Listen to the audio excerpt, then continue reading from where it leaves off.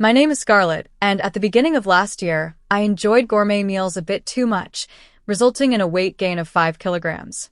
Now, at 43, I'm on a diet in preparation for the upcoming holiday season. My plan is simple: lose the weight now so that indulging over the holidays won't set me back. It seems like a perfect strategy, doesn't it? With the tempting treats from Christmas to New Year's, it's a delightful dilemma to face. I might even treat myself to some Valentine's chocolates. Yes, I'm already salivating at the thought. It looks like this year, like every other, might end with a few extra pounds. Today, I want to share a winter tale with you, one from when I was 23. After dating for several years, my engagement to my boyfriend David was on the horizon. The time had come for him to meet my parents, a formal introduction that hinted at upcoming nuptials. My parents were fond of David, paving the way for smooth discussions about our future. However, an unexpected twist occurred when my older sister Amara, who is 3 years my senior, returned from work. It was clear from the onset that she was inexplicably drawn to David. Sisters have a way of reading each other, and it didn't take long for me to realize that Amara had fallen for David at first sight. I hoped it was a fleeting crush, but during their introduction, she blushed deeply and clung to his hand. Her dreamy expressions didn't escape me. As inappropriate as it seemed for her to act this way towards my fiancé, I chalked it up to an uncontrollable crush and chose to overlook it, believing Amara wouldn't act on her feelings. But things escalated after David left. Fresh out of the shower and wrapped only in a towel, Amara confronted me, demanding I break off the engagement. She accused David of being a philanderer and insisted I could find someone better. Despite her claims, she had no evidence to back them up, relying solely on a woman's intuition. Considering Amara had never been in a relationship, I found it hard to take her intuition seriously.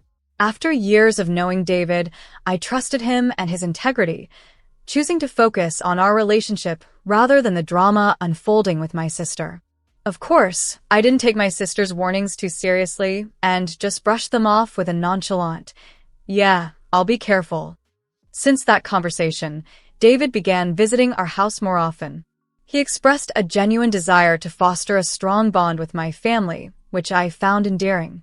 I was hopeful that this would help him build a positive relationship with my parents, as they were quite pleased with him, and I envisioned a harmonious future together. However, things took a rather awkward turn due to my sister's actions.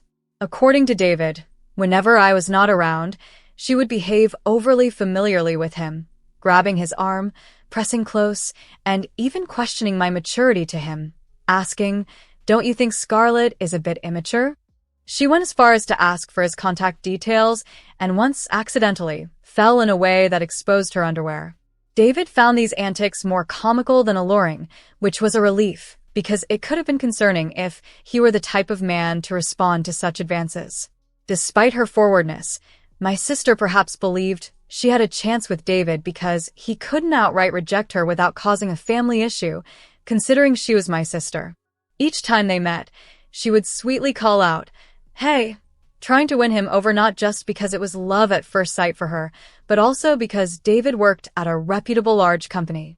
She seemed to think he was the perfect catch who could provide a secure future. "He's dependable, has the kind of face I adore, and is a good man," she would say, clearly smitten by him. Amidst all this, my parents didn't say a word about her inappropriate behavior. This silence wasn't new. They have always been somewhat passive when it came to addressing my sister's antics. Historically, she has been the sibling who never quite got things right. For example, when asked to heat side dishes, she'd mistakenly use a plastic dish that wasn't heat-resistant and end up melting it. Academically and athletically, she also fell short, often skipping swimming classes with a variety of excuses, whether it was a hurt foot, feeling unwell, or skin issues. And household chores were no different. She never had a knack for those either. In truth, her looks were nothing extraordinary either, but despite all these shortcomings, my sister had always managed to be the center of some kind of drama, just like now with David. As the eldest daughter, my sister has always received special treatment from our parents. They seem to have subtly assigned me the role of supporting her behind the scenes. I've often been encouraged to let her shine while I remain in the background, a directive I find quite unfair. It appears that my parents might view her as somewhat incapable and perhaps pity her more because of this, which only drives their indulgence. I, on the other hand, have always been efficient and capable of handling tasks swiftly. Perhaps for the adults, there's no allure in mentoring someone who already excels independently. Thus, making my sister's needs a priority and occasionally downplaying my abilities in public became second nature to me. However, as I matured and realized the importance of my achievements, especially when it came to academics, I began to resist this family dynamic. If I had continued to conform to their expectations, I might have ended up undermining my capabilities. My slight rebellion seemed to cause a rift with my sister, as she felt a loss of support. Yet, our relationship wasn't deeply strained. We could still converse normally, and I often offered her advice on various matters. Our family dynamic had its quirks, with overprotectiveness toward my sister and some resentment brewing from her end, but I still considered us a perfectly normal family. However, the equilibrium was disturbed when David, my fiancé, did not return my sister's affection. Her frustration peaked on the eve of our wedding when she expressed a common sentiment about sibling marriage order to our parents, lamenting, "I can't accept that my younger sister is getting married before me." My parents tried to soothe her, assuring, "Don't worry, you'll find a good partner soon too, Amara." Despite their reassurances, the idea that the elder sister should marry first and that it was too soon for me to do so was a point of contention that lingered in the air. "But the wedding is tomorrow, isn't it? What are you saying, Mom? Don't you care about me? I'm going to be the pitiful older sister who gets surpassed by her younger sister," my sister lamented. That night, I overheard the heated discussion between her and our parents from the hallway. Was it really necessary for her to marry before me? If I had waited for her, I would have lost precious years. Her outburst seemed a bit extreme to me. After voicing her concerns, I thought she would calm down, but instead, she made a startling demand. "Mom and Dad will not attend the wedding tomorrow. So please be satisfied with that, Amara." I was shocked. Both my parents had agreed not to come to my wedding to appease my sister. It felt like they were adherents of a cult where my sister wielded undue influence. This was beyond simple indulgence. "Fine, I'll compromise. Let her have a wedding that nobody acknowledges," my sister grudgingly conceded. It was clear she didn't want me to marry David, likely because she harbored feelings for him herself. The reality set in, a wedding without my parents present, all due to my sister's unrequited affection. The wedding day was anything but joyful for me. Anxiety kept me awake the night before, not anticipation, but dread from recalling the distressing conversation between my sister and my parents. I couldn't erase the image of my sister's smug smile when she heard our parents wouldn't attend. At the venue, I had the painful task of explaining to David and his parents why mine wouldn't be there. "I apologize, but my sister opposes this marriage, so my family will not be attending," I told them. It was a heart-wrenching announcement to make. My in-laws were stunned, hardly believing that there were parents who would choose not to attend their daughter's wedding. They were silent, absorbing the weight of the situation. Feeling the heavy atmosphere, my mother-in-law took my hand, and my father-in-law placed his hand on top of ours. "Remember that your family is here. Don't make this day a sad one. Come on, why don't you smile?" my mother-in-law said warmly, offering the support and love that was missing from my own family at that moment. As I stood there on my wedding day, tears began to well up in my eyes, but David came to my side, gently stroking my head, and reassured me.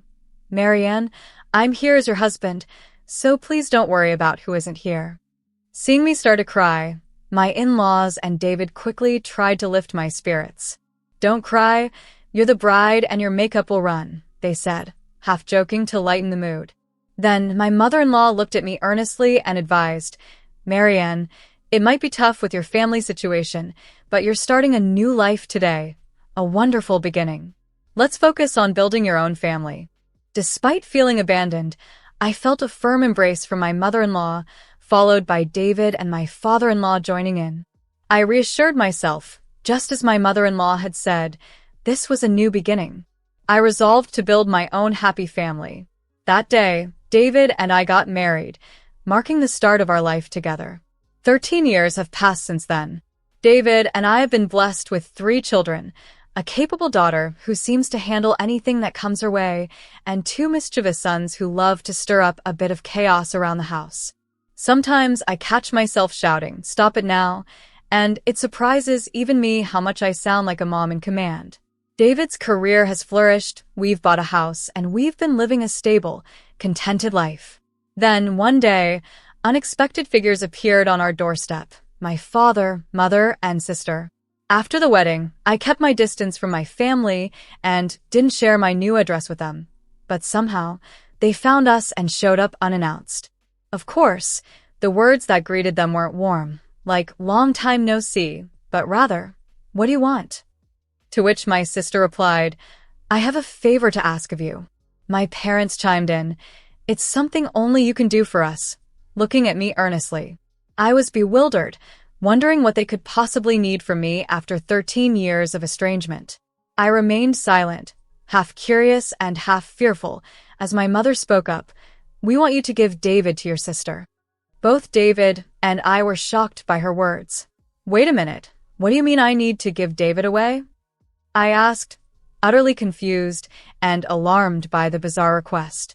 When I sharply questioned them, my parents looked away guiltily, while my sister stood there smug and proud. Despite being 40 and still single, she seemed unfazed by her circumstances, which now included unemployment since her company had recently folded. "It's tough," my father explained. "We're worried about your sister's future, being single and jobless. We hope you understand. As sisters, you should feel the same." Internally, I rebuffed their reasoning with a firm "No, I don't think so," but remained outwardly silent, curious to see what they would say next. My frustration grew as my father spoke slowly, each word more absurd than the last. "She's always liked David, and she's still alone because of that. You've had your time with David, haven't you? Could you please let your sister have him for the rest of her life?" "What do you mean?" I asked, incredulous. David was equally shocked, struggling for words. Meanwhile, my parents continued to plead, and my sister maintained her haughty demeanor, convinced she would get what she wanted. Given my parents' history of indulging her, it wasn't surprising she believed this ludicrous request would be fulfilled. As I stood there, dumbfounded, David pulled me aside and whispered, "This might actually be a chance to put an end to all this. Remember that joke you made when you were drunk? It's like it's coming to life." Emboldened, we faced my family again. "Do you really love David that much?" I asked her. Taken aback by my direct question, my sister stammered, visibly shocked, "Yes, I really have loved him all this time." "That's quite a long time to continue loving someone who's married to another," I noted. Her response was filled with conviction. "It's been very painful watching you two together. It should have been me."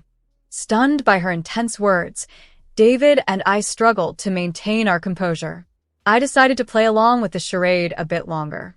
"If you love him that much, I'll step aside," I declared, shocking everyone, especially our parents.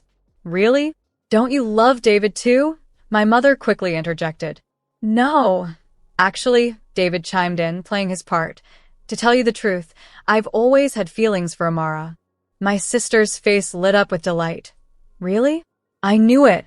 This surreal exchange left everyone reeling as David and I watched their reactions, barely keeping ourselves from laughing at the absurdity of the situation we had orchestrated.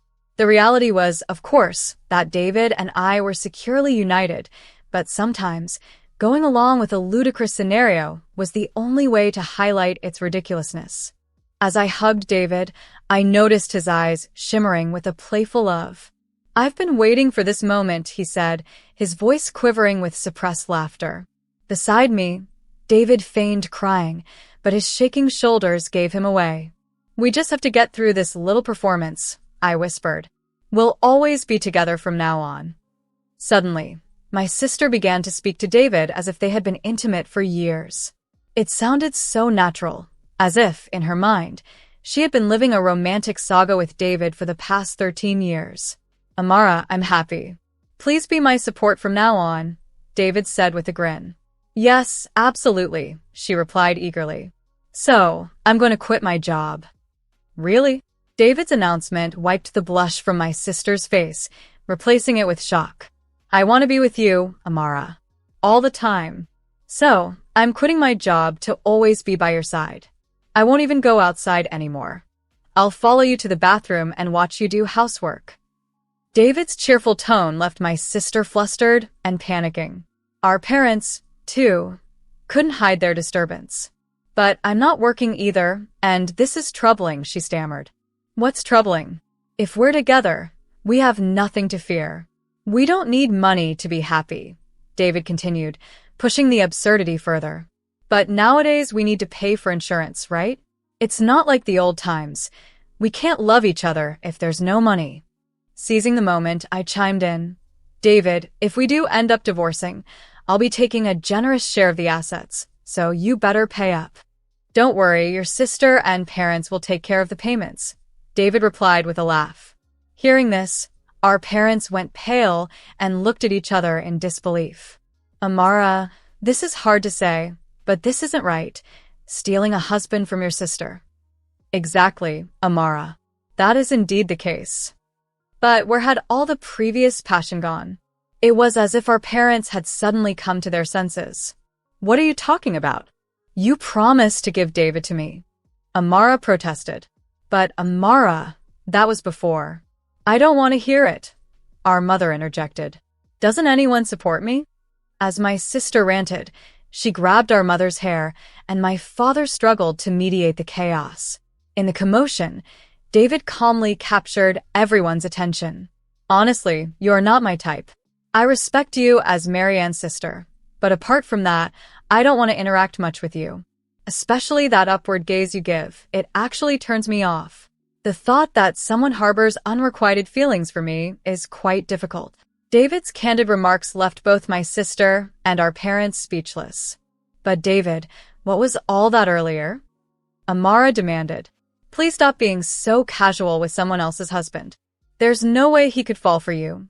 I concluded firmly, putting an end to the absurdity that had spiraled far beyond a mere family dispute.